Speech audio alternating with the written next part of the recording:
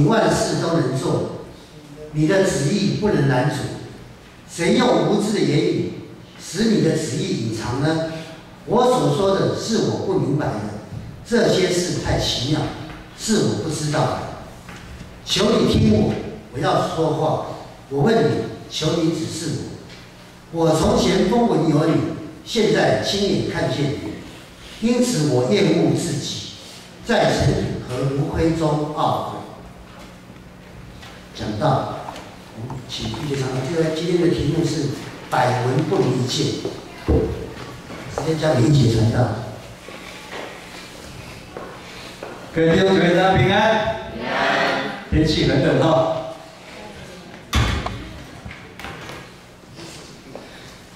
如果你有跟着教会新眼光读经在跑，我们将近这一个半月，就是我们今年开始，我们每一天都沉浸在约伯记当中。我知道我们青少系也跑得很凶哈。我们每天通过灵修、读经、祷告，我们可能在这个读经灵修当中，我们化身为约伯，或者你可能是约伯的那3个朋友，或者是你是撒旦的帮手，我们不知道你是什么角色。但是我们相信，我们继续这样下去的话，我们将经历一段全新信仰属灵的一个旅程。今天我们所读的经文约伯记42章1到6节，约伯记总共42章，也就是说我们已经到了最终章了。这个时候呢，我们来回顾一下约伯和他3个朋友，他们在漫长互相的对话当中，他们对自己所有认识的上帝其实相差颇大的。他们每一个人认为的上帝，其实没有一个标准。首先，我们从约伯3个朋友，我们来看跟你们在读经是不一样。他们3个朋友共同捍卫一个观点，就是说，宇宙当中有一位神，而且他不但是全人，他是公平又良善。所以呢，因为在这个基础底下，恶人有恶报，好人嘛一定会有好报。也就是说，我们常讲的。种瓜得瓜，种豆一定会得豆。这3个朋友以这样的出发点来定约伯的罪，所以他们跟约伯说：“悔改是你唯一的途径。约伯，你一定是哪一个地方得罪上帝，你要悔改。”在这个当中，首先年长的以利法，他从他的经验理论上面，他来论述神。他神是一个超越的神，他是圣洁的神。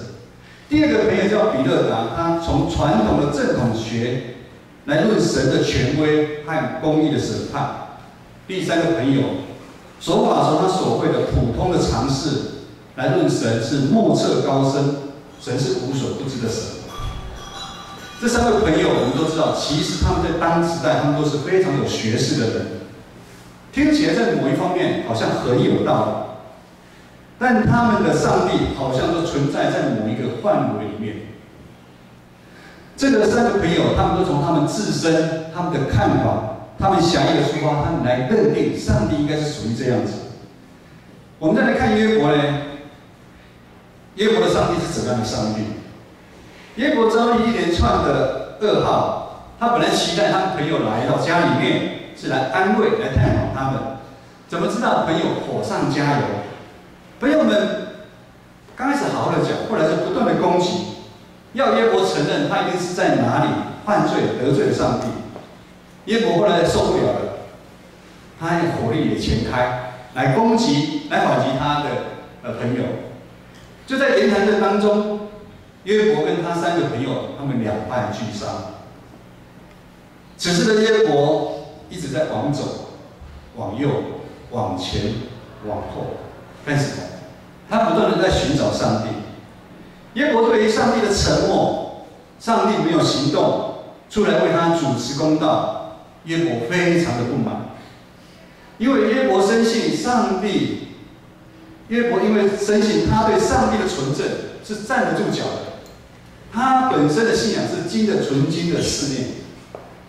我们来看到在约伯记里面，甚至约伯他用发誓来证明。他说：“我没有欺骗，我没有贪心，我没有做不公不义的事情，我没有做色情的事情或淫乱的事情。我不是一个冷漠的人，我也不是私底下犯罪的人。甚至他说跟神说，我是最有怜悯心的人。”耶伯所讲的这一切，都要表明他对上帝的信靠，他是清白的。耶伯觉得这个苦难临到他一点道理都没有。我想最没有道理的，应该是上帝常常被我们的主观限制在某一个空间里面，及一些小小的作为里面，如同一些偶像神明。你如果今天要求金钱的，你可能要到某个庙去求比较灵；如果你是要婚姻的，可能要到某个庙去求比较灵。我们对上帝的认识有时也是这么样的短浅。我们常常就如约伯一样，我们常常往左、往右、往前、往后，我们不断的在寻找上帝。我们要知道这事件发生的答案。约伯也是这样子，我们常常也是这样子。直到上帝亲自跟约伯显现之后，上帝亲自引领约伯去认识他的伟大，去认识上帝自己。当约伯愿意不再低头寻寻觅觅的时候，当约伯将头仰望的时候，他看见上帝创造美好的作为。上帝透过他的创造的大自然，向约伯来显现他创世以来一切的奥秘。此刻的约伯就渐渐的了解，上帝是这么的不可测度，上帝是无所不能的上帝，无所不知、无所不在的上帝。而自己在这个旅程当中，约伯他会觉得他自己他胡言乱语，他说了一堆，他也觉得他遮蔽了上帝的旨意和计划，他都不知道。此刻的约伯对自己极度的震撼，他对上帝的作为他震撼到，他也懊悔，他后悔当初竟然不断的问了太多为什么，为什么。约伯回想过去，发现对上帝的认识他相当的有限，对上帝的认识仿佛是道听途说的，是客观的，他间接的是二手的，他风闻有上帝是二手的上帝。但现在约伯是主观的，他是直接的，他亲眼看见上帝，约伯就心满意足。纵然曾经自认为无辜的约伯，在看到上帝之后，被他们3个朋友所冤枉，他也算是得到了辩解。约伯觉得过去所认识的神太小，如今在全能全知神的面前，他懊悔过去是那么的厚脸皮，他赌气，他顶嘴。此时的约伯，他重新立志，他想要离开卑微的非奴的当中、炉灰当中，他要回到神智慧的光辉中，重新过得尊贵的生活。约翰福音12章24节这么说：“我实实在在地告诉你们，一粒麦子不落在地里死了，仍旧是一粒；若是死了，就结出许多子粒来。爱惜自己生命的，就丧失性命。”以下传道将做一个我信仰旅程的一个见证，如何在与神不断的拉扯之中，每次都经历神如同被拔出、拆毁、毁坏，又在被神建立、栽植。我的生命不断的被建造，信仰不断的往前迈进，这当中经历恩典的满满。我回头看15年前自己受洗、受拣选成为基督徒，并在5年前受呼召，我放下了工作，前往神学院就读。那个时候，我以为其实自己已经很了不起，非常懂得呼召的意义。但在入学考试的当中，我就开始不断的被上帝的修剪。上帝修剪的过程当中，非常的痛苦。这个当中呢，让我看到自己竟然是这么多的骄傲还在身上，骄傲跟自我要被剪除。过程当中，看见神的大能，并经历他的恩典。我记得入学考试的第一关，我就遇到了。我报考的是道学硕士，神学院有分很多啊，有音乐班的啦，也有关怀班啦，也有文学硕士班，也有道学硕士班。那牧会的话，也就是道学硕士班。那我觉得我呼召我要去当传道人，我就报了道学硕士班。可是当学校放榜的时候，他只愿意录取我作为文学硕士。哪有人这样子？我考东，他给我西。接到通知单的时候，我非常的不爽。我心里想，我都放弃工作来读神学院了，竟然遭遇如此的对待。我心里想，我不想读了。那时候真的是非常的生气，非常的生气。我想说，我在外面工作那么久，何必遭遇如此的对待？可是，在经过反抗了一阵子之后，我还是前往注册。因为就在这个当中，我首次经历了，在我信主之后，我第一次感觉到仿佛圣灵没在我身上，那种心中产生的恐惧、害怕。我当下流下的眼泪，我也顺服，我就去注册。可是这个当中，我还是不明白上帝你的旨意是什么。进入神学院就读之后，开始不但被课业压得喘不过气来，我还更要重新适应学生的生活。当你在外面工作20几年了，你也当人家的父母，你要回去当学生，其实真的是很不容易的事情。我也差不多花了半年的时间，才慢慢适应学校的生活。但是好景不长，碰到学校某些老师彼此之间的嫌隙，学生被迫站在两边，问题越演越烈。一夜之间，学校的树都被抗议的学生挂满了黑丝带。这就是很有名的所谓的台湾神学院的第2次重大的事件。许多的抗议，许多的老师要离开。这个事件从校内闹到校外。对于刚进门的我们1年级的同学大家来说，每一个人都有很不容易来读神学院的故事。好不容易才要来读书了，老师说要离开了，大家的情绪非常的不稳定。同学们真的不知道上帝这个时候的旨意到底在哪里。就在这个混乱的当中，我的妹妹，我的亲妹妹，她的小姑，那时候她27岁，很高挑，很漂亮，却突然得了不育之症。从金门后送到台湾台大医院治疗，医生告诉她，如果没在3个月之内顺利找到骨髓捐献者，她生命可能就不保。我知道他们应该已经求问其他的神明之后，还透过我妹妹再来找我们。一般民间信仰都是这样子，先这个神找一找这一尊找一找，没有人找。我真的很奇怪，最后才找到基督教。知道这个消息之后，我和牧师就前往台大医院去关心，并为他们祷告。当我在握着这个他小姑的手的时候，这个小姑紧紧地抓住我的手。我们第一次见面，我的内心可以感受到他的担心，他的害怕，他被病魔的折腾，他的内心一定有说不出的恐惧。在那一阵子，我们1个礼拜前往好几次，去跟他陪伴他。去帮他祷告。再见他最后的一次的时候，是我们在探访，本来谈得开开心心的，突然间他嘴巴就流出大量的血出来，我们吓一跳，紧急呼叫护士，就把他送到台大1楼里面紧急来急救。我和牧师在外面只能迫切的祷告，我们在外面还可以听到他们里面他在大吼大叫。我们恳求神，如果你愿意将他的灵魂接走，不要让他遭遇这么大的痛苦。后来没办法到医院去探望他，我知道他曾经去过教会，有听过一首歌叫做《轻轻听》，那个时候也是我知道的这一首歌，后来我就很喜欢这首歌，就请同学一起录制了，我们同学就一起唱，像我们这样，然后就一起唱录制，然后给他听。这个中间接后他并没有通知很多事，同学们都很难过。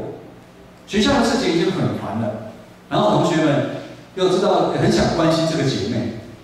同学们如果前往，我又请同学们在我们学校图书馆前面的一个空地，每一个人我们录影，每一个人讲一句鼓励他的话，将影片寄给他。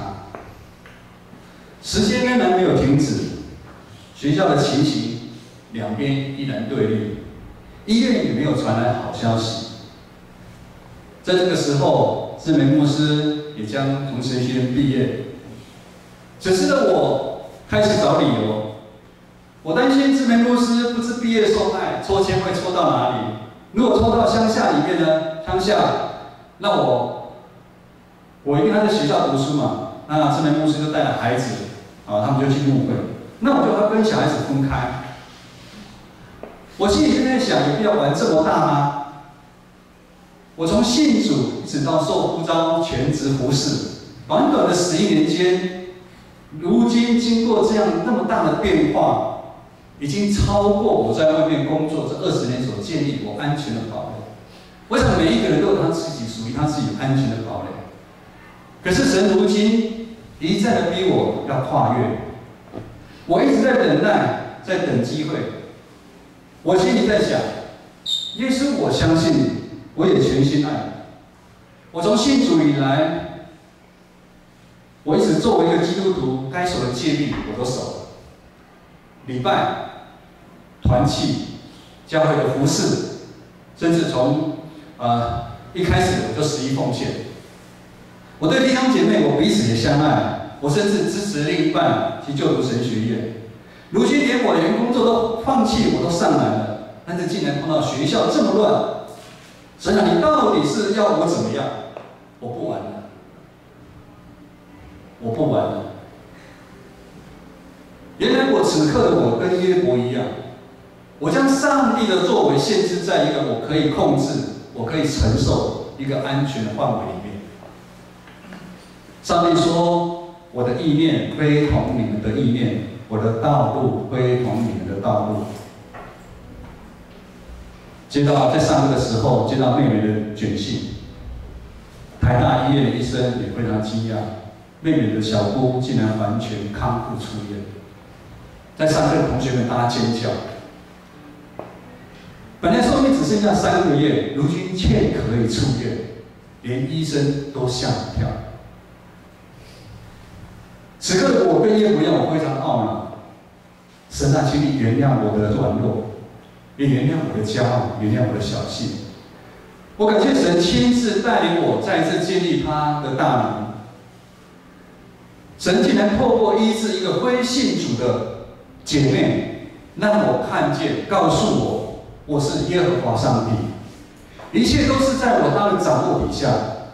死人他都可以让他复活，他要我不用担心，继续读下去。很快的到了暑假，学校的事件也顺利的落幕。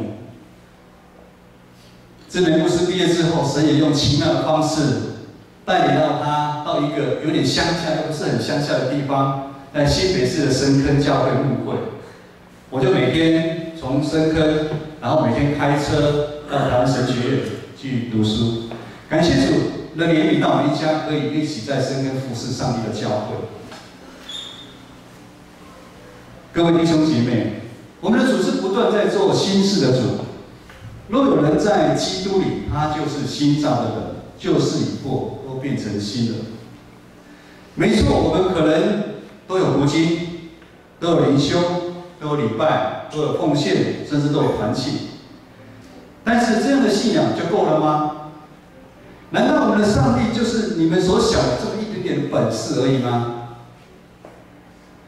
我们不要上帝，只是我们大概听过他是怎么样的一个上帝。我们不要上帝是在我们某某长辈的上帝。过去的宣教士北部很有名的马偕博士做了什么样的事情，或者是在南部建立了医院的南大地医生，他们的家族怎么样？某些的宣教师做得怎么样？某个台湾特会有名的牧师怎么样？传道邀请你们，我们一起来经历，跟耶伯来经历这属天的道路。我们不要让人小看我们年轻，我们要不断的向前，我们要学习把手放掉，我们要把我们的手交给上帝。可能在这个旅程当中会非常多的痛苦，你会被修剪很痛苦，但是帮助约伯看到那个盼望的上帝，也一定会帮助我。我想当初他帮助了我看到那个上帝，也一定会帮助大家，因为我们的上帝就是以马内利的上帝，我们的上帝从来都不会放弃我们，纵然我们现在在苦难当中。唯有让基督在我们里面，只有这样，我们才可以不断的经历，不断的更新。那个时候，我们才可以如约伯说出这样的话：我从前风闻有你，现在亲眼看见。各位弟兄姐妹，有很多的恩典的记号已经出现在我们建成教会。最近的外墙修缮其实就是一个非常大的记号。外墙修缮的工程困难度本身就很高，因为我们跟隔壁紧邻的非常窄。我们施工的方式只有这一种也很少人会知道。感谢神让我们知道如何去施工，这个还不是最重要的。最重要的是在这个当中，我们要同心合一的看见，这个工程100万，钱我知道当然也是一个很大的目的，但是钱不是最重要的。这件不可能的任务当中，让我们看见神的奇妙的作为。神要在这建成教会做新事。